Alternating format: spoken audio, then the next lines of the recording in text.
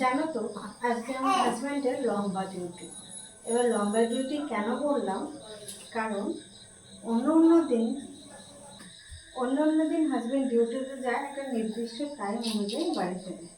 আর আমি সেই টাইমটা আসার আগের মুহূর্ত থেকে অপেক্ষা করে থাকি যে হ্যাঁ এই সময়টা চলে আসবে, আর এই তো এক্ষুনি চলে আসবে বা আর কিছুক্ষণ পরে চলে আসবে।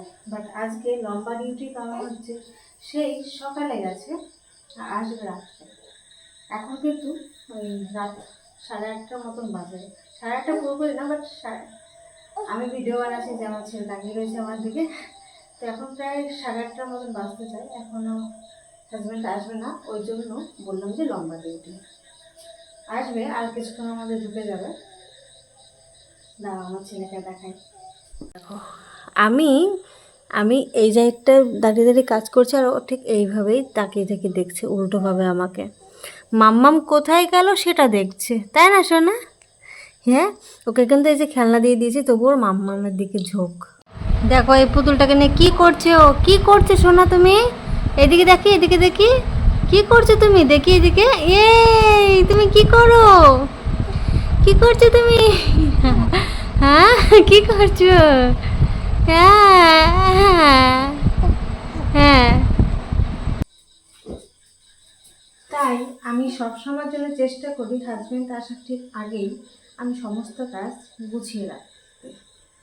তো সম্ভব হয়ে ওঠে, আবার সম্ভব হয়ে খুব কম ওঠে, কারণ বেবি আছে, সমস্ত কাজ একবারে করতে পারি না।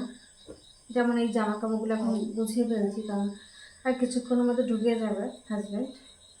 তো ওই জন্য সব কিছু আগে গুছিয়ে রাখছি। এতক্ষণ আমার বেবির সাথে আমি খেলছিলাম, তখনই এগুলো ভাজ করে করে রেখে দেবো।